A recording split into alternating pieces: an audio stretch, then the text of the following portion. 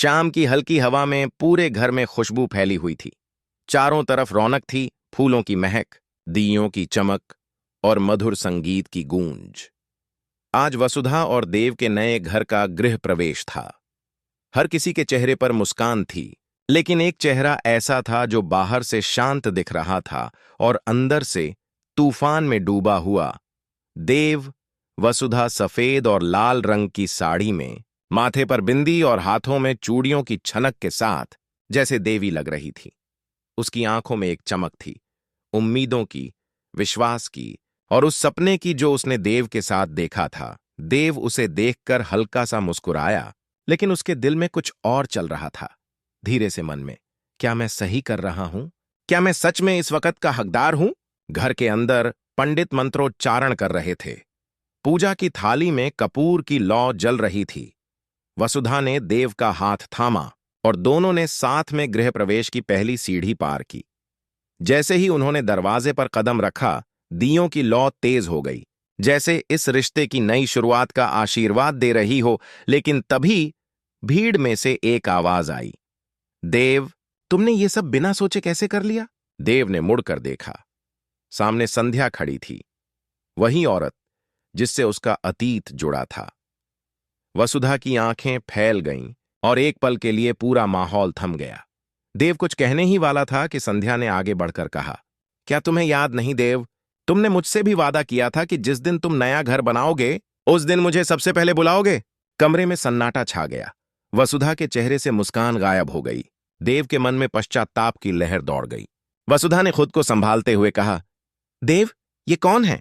देव की जुबान जैसे पत्थर हो गई थी। कुछ पल की चुप्पी के बाद उसने कहा, वो मेरे अतीत का एक हिस्सा है। वसुधा के दिल पर जैसे किसी ने वार कर दिया। फिर भी उसने खुद को संयमित किया, क्योंकि आज उसका गृह प्रवेश था और वह नहीं चाहती थी कि यह पल अपशकुन बन जाए। पंडित ने कहा, बेटा, अभी गृह प्रवेश का शुभ मुहूर्त चल रहा है, पहले पूजा पूरी कर लो। वसुधा ने अपनी आंखों से देव को इशारा किया, पहले यह कर्म पूरा करें। देव ने सिर हिलाया। दोनों ने साथ में पूजा की। देव का हाथ कांप रहा था और वसुधा ने धीरे से उसका हाथ थाम लिया। उस पल में दोनों ने एक मौन वादा किया, चाहे अतीत कितना भी भारी क्यों न हो, हम इस नए सफर में साथ रहेंगे। जैसे ही पूजा समाप्त हुई, वसुधा ने दिया देव की ओर बढ़ाया और बोली, देव, आज ये घर सिर्फ ईंटों और दीवारों का नहीं है, ये हमारे विश्वास का प्रतीक है। चाहे जो भी हो, मैं तुम्हारे साथ हूं, लेकिन तुम्हें मुझे सब बताना होगा, बिना कुछ छिपाए। देव ने उसकी आंखों में देखा, साफ, सच्ची और दृढ़। वादा करता हूं वसुधा, आज के बाद कोई राज नहीं रहेगा हमारे बीच। यह सुनकर वसुधा के चेहरे पर एक हल्की मुस्कान लौट आई। लेकिन देव के दिल में अब भी एक डर था। वो डर जो अतीत की परछाइयों से जन्मा था। उसे नहीं पता था कि आज का दिन, जो उनके नए जीवन की शुरुआत बनना था, वही उनकी परीक्षा का पहला पड़ाव भी बनेगा। रात गहराने लगी। सब मेहमान जा चुके थे। वसुधा और देव बालकनी में बैठे थे। आसमान में चांद पूरा था, लेकिन उनके दिलों में कुछ अधूरा था। वसुधा ने कहा, देव, क्या कभी ऐसा लगता है कि कुछ बातें कह देने से दिल हल्का हो जाता है? देव ने जवाब दिया, हां, पर कुछ सच्चाइयां ऐसी होती हैं जो जितना बोलो उतना गहरा घाव छोड़ जाती हैं। वसुधा ने धीरे से उसका हाथ अपने हाथ में लिया और बोली, मैं उस घाव को मरहम बनना चाहती हूं देव। देव ने उसकी ओर देखा। उसकी आंखों में इतनी शांति थी कि देव की बेचैनी भी धीरे धीरे थमने लगी। पर तभी उसके फोन पर एक मैसेज आया, तुम्हारा वादा अभी बाकी है, संध्या। देव के चेहरे का रंग उड़ गया। वसुधा ने पूछा, क्या हुआ? देव ने जल्दी से फोन उलट दिया, कुछ नहीं, ऑफिस का मैसेज है। पर उसके शब्दों में झूठ की झंकार साफ सुनाई दी। वसुधा ने उसकी आंखों में देखा और मन ही मन कहा, देव, अगर तुम सच नहीं बताओगे तो कल खुद सच्चाई सामने आएगी। उस रात दोनों के बीच चुप्पी थी, लेकिन उस चुप्पी में बहुत कुछ कहा जा चुका था। वसुधा का भरोसा और देव का डर, दोनों के बीच की दीवारें धीरे धीरे बनने लगी थीं। यहां से कहानी अगले सेक्शन में आगे बढ़ेगी, जहां सच्चाई का सामना और बड़ा मोड़ लेकर आएगा। सुबह की पहली किरण खिड़की से कमरे में आई तो देव की आंख खुली।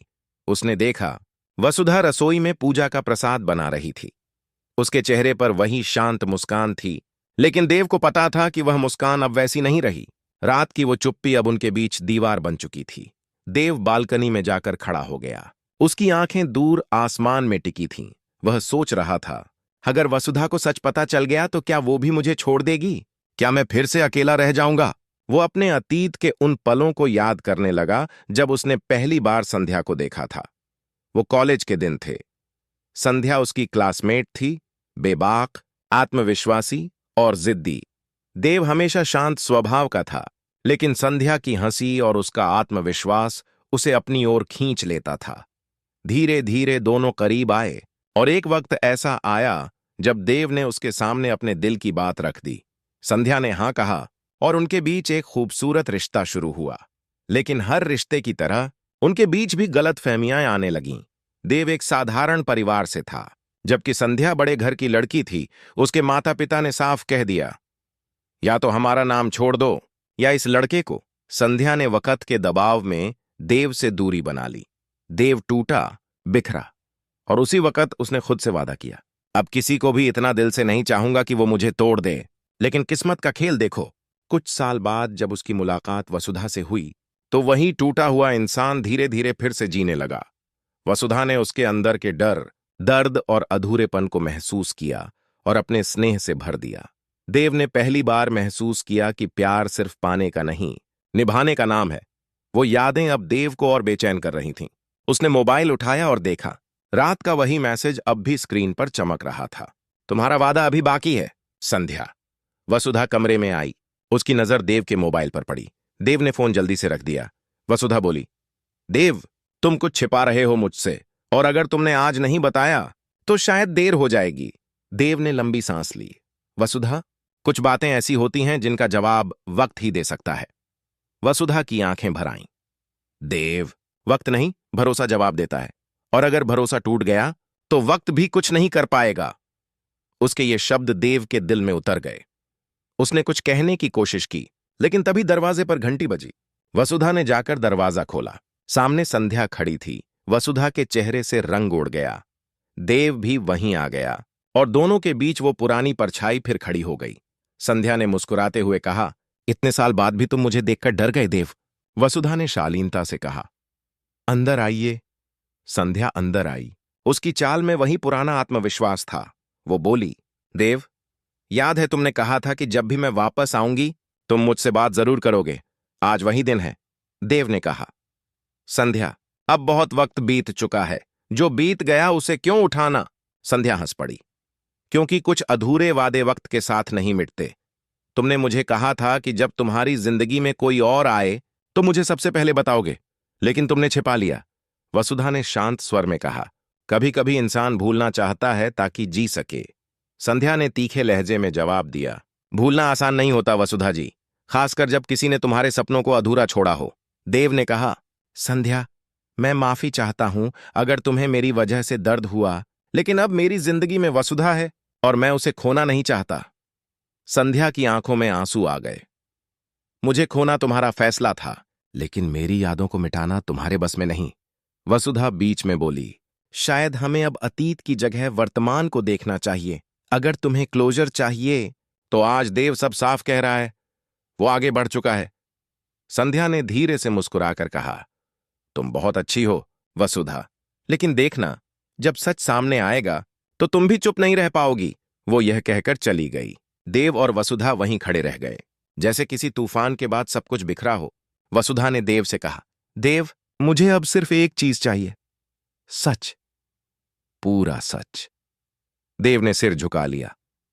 संध्या मुझसे शादी करना चाहती थी, लेकिन उसके परिवार ने हमें अलग कर दिया। उसने एक हादसे के बाद सब कुछ छोड़ दिया और किसी दूसरे शहर चली गई। मुझे लगा वो मर चुकी है, और अब अचानक उसका लौट आना मुझे डरा रहा है। वसुधा ने आंखें बंद की। तो ये डर ही तुम्हारे मन में था? देव बोला, हां, क्योंकि मैंने उससे एक वादा किया था कि अगर वो कभी वापस आई तो मैं उसे सुनूंगा। वसुधा ने कहा, तो सुनो, लेकिन अब मैं भी वहां रहूंगी, क्योंकि अब ये सिर्फ तुम्हारा अतीत नहीं, मेरा वर्तमान भी है। देव की आंखों में नमी थी। उसने वसुधा का हाथ पकड़ा और कहा, वादा करता हूं, अब कोई भी छाया हमारे बीच नहीं आएगी। लेकिन कहानी यहीं खत्म नहीं होती।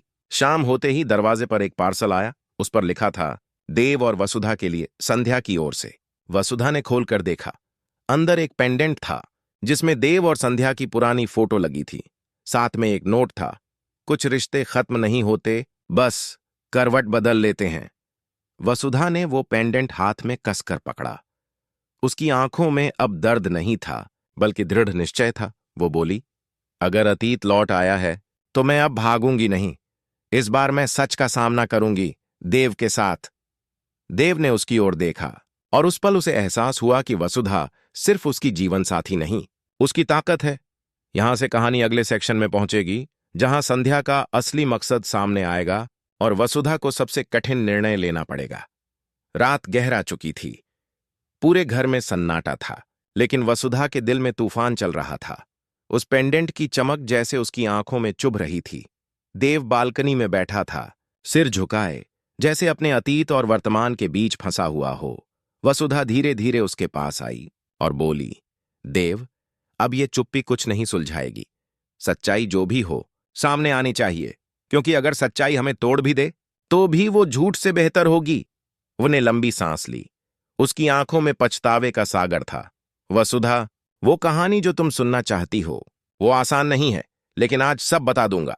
वह अंदर गया और एक पुराना बॉक्स लेकर आया। उसमें कुछ पुरानी तस्वीरें, पत्र और एक डायरी थी। देव ने कहा, यह सब मेरा अतीत है और शायद इसका आखिरी पन्ना अभी लिखा जाना बाकी है। वसुधा ने धीरे से कहा, मैं सुन रही हूं, देव।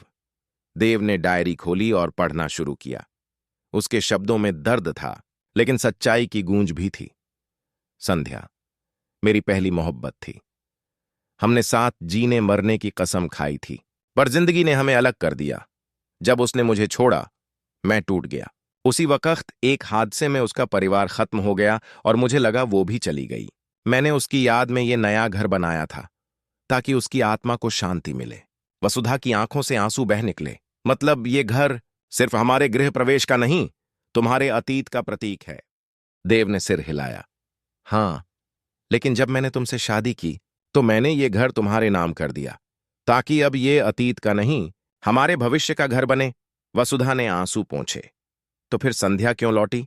देव ने कहा, मुझे नहीं पता, लेकिन उसका आना कोई इत्तेफाक नहीं है। इसी वक्त दरवाजे पर दस्तक हुई। देव और वसुधा ने दरवाजा खोला।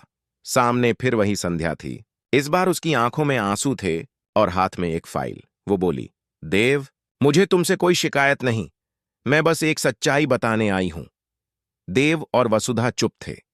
संध्या ने कहा, वो हादसा जिसमें मेरा परिवार गया, वो हादसा नहीं था, वो किसी ने करवाया था, और उस सब के पीछे था तुम्हारा चाचा राजवीर। देव के चेहरे पर हैरानी थी। क्या राजवीर अंकल? संध्या ने सिर हिलाया। हां, उसने तुम्हारे पिता की प्रॉपर्टी हथियाने के लिए हमारे परिवार को मिटा दिया। जब मैं बची तो उसने मुझे मरवाने की कोशिश की। मैंने छुपकर जीना शुरू किया और सबूत इकट्ठे करने लगी। अब मेरे पास सब कुछ है। वसुधा ने कांपती आवाज में पूछा, तो अब? संध्या ने फाइल उसकी ओर बढ़ाई। अब यह फैसला तुम्हें करना है, वसुधा, क्योंकि अब तुम देव की पत्नी हो और इस परिवार की असली उत्तराधिकारी। वसुधा ने फाइल खोली। उसमें बैंक स्टेटमेंट, जमीन के कागज और पुलिस रिपोर्टें थीं। सब कुछ साफ था। देव को यकीन नहीं हो रहा था। मेरे अपने ने ही ये किया, वसुधा ने दृढ़ स्वर में कहा। अब वक्त आ गया है कि सच को सामने लाया जाए, लेकिन किसी बदले की तरह नहीं, न्याय की तरह। संध्या ने कहा, यही तो फर्क है वसुधा, तुम में वो शांति है जो मुझ में नहीं थी। वसुधा ने उसका हाथ थाम लिया। अब तुम अकेली नहीं हो संध्या, तुम्हारा सच अब मेरा भी है। अगले दिन पुलिस के साथ वसुधा और देव ने राजवीर को गिरफ्तार करवाया। पूरा शहर इस खबर से हिल गया। देव की आंखों में राहत थी, लेकिन साथ ही दर्द भी, क्योंकि जिस इंसान ने उसे पाला वही गुनहगार निकला। राजवीर ने जेल जाते जाते कहा, वसुधा, तुमने इस घर की बहू नहीं, इसकी रक्षक बनकर दिखाया है। संध्या ने एक आखिरी बार देव की ओर देखा। अब मैं चैन से जी सकती हूं, क्योंकि अब तुम सही रास्ते पर हो। देव ने कहा, संध्या, जो बीत गया उसे भूलना मुश्किल है, लेकिन अब हम सबके लिए नया सवेरा शुरू हुआ है। संध्या मुस्कुराई। वसुधा का होना तुम्हारे लिए वरदान है, उसे कभी मत खोना। वो चली गई, हमेशा के लिए। रात को वसुधा और देव छत पर बैठे थे। आसमान में तारे चमक रहे थे और ठंडी हवा उनके चेहरे को छू रही थी। वसुधा ने कहा, देव, आज लगता है कि सच्चाई चाहे कितनी भी देर से आए, पर जब आती है तो सब साफ कर देती है। देव ने उसके हाथ पर हाथ रखकर कहा। और उस सच्चाई का सामना करने की ताकत तुमने दी। वसुधा मुस्कुराई। अब ये घर सच में हमारा है, बिना किसी छाया के, देव ने कहा। आज मैं सच में महसूस कर रहा हूं कि गृह प्रवेश सिर्फ घर में नहीं, दिल में भी होता है। दोनों एक दूसरे की ओर देखकर मुस्कुराए। चांदनी उनके चेहरों पर पड़ रही थी, जैसे ईश्वर खुद उन्हें आशीर्वाद दे रहा हो। कैमरा धीरे धीरे ऊपर उठता है। घर की छत, आसमान, और फिर वो दिया जो पूजा की थाली में रखा था, अब भी जल रहा था, जैसे उस रिश्ते की तरह जिसने हर अंधेरे को मात दी। Episode ends. वसुधा और देव का गृह प्रवेश अब सच्चाई और विश्वास की नींव पर खड़ा है।